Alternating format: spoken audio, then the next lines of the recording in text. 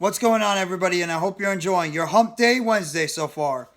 This is NYG Jeffy T85 here, and why I'm going to talk about why the Brooklyn Nets should not be bringing back players like Patty Mills or Seth Curry or, to another degree, Yuta Watanabe.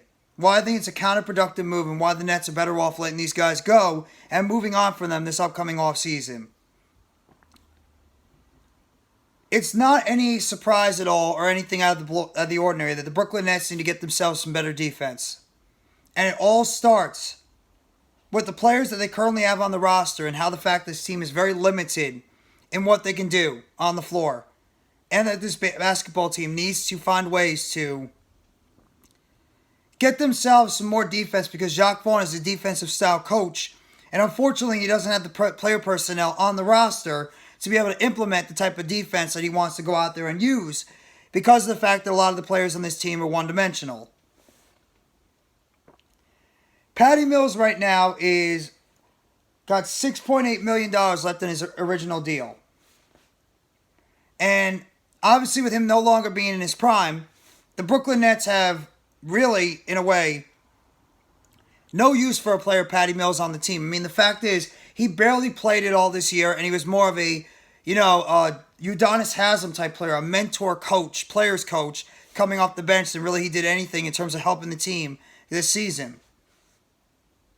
The Brooklyn Nets they're going to need to unload Patty Mills off the roster. I mean, he's about 34, 35 years old. Clearly not the same player he was back in his days with the San Antonio Spurs.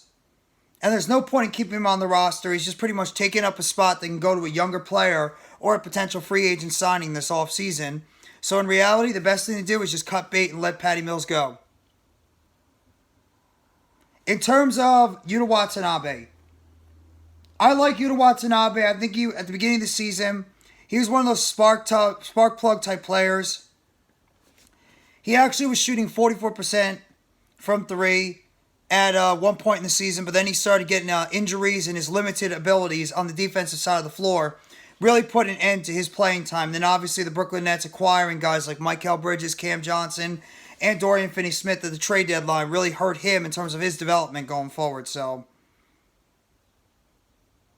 I don't see any reason why it's necessary to have Yuta Watanabe back unless he's going to be willing to take a shorter type deal on the Nets roster.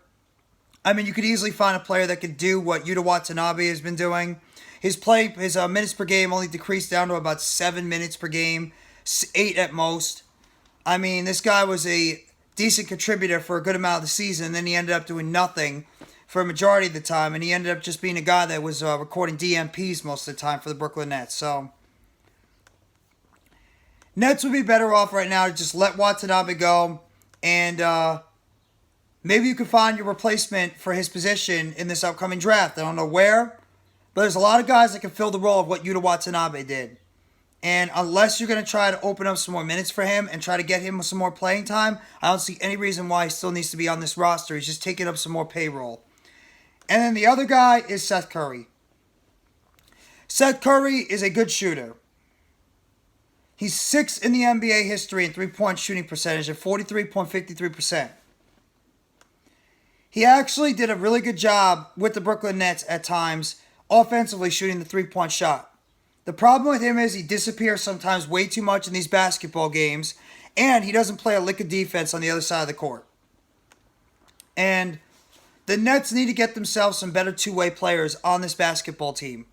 And unfortunately, Seth Curry is not one of those guys. He's more of an offensive one-way player. He's going to be able to put the ball in the basket, and that's pretty much it. And this basketball team needs guys that can also play on the defensive side of the court too.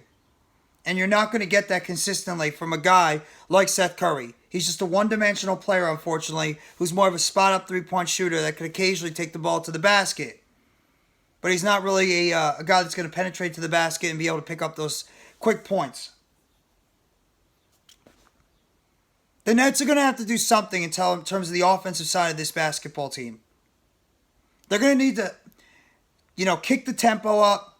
They're going to need to play more of an up-style tempo, pass the basketball, get some more rebounding, and try to stray away from the old mantra of this team just shooting three-point shots. because they tried that already and it did not work. So this baseball team is going to have to change it up and try a different philosophy under head coach Jacques Vaughn, who is going to get his first full off-season opportunity as the head coach of this Brooklyn Nets team. The question is, are these the only 3 guys that might not be here? Or are there other guys on this Nets roster that might end up getting moved via trade or other aspects of this offseason? You guys let me know in the comment section what you think the Nets might do this offseason in terms of player personnel. Hit that like button if you haven't already and give a sub to MYGJeffyT85. More news updates and chatter surrounding the Brooklyn Nets. Turn on the bell for notifications of the next video we're short dropping on the channel surrounding the Brooklyn Nets. You guys let me know in the comment section if you think the Nets are going to move on from Seth Curry, Yuta Watanabe, and Patty Mills to start.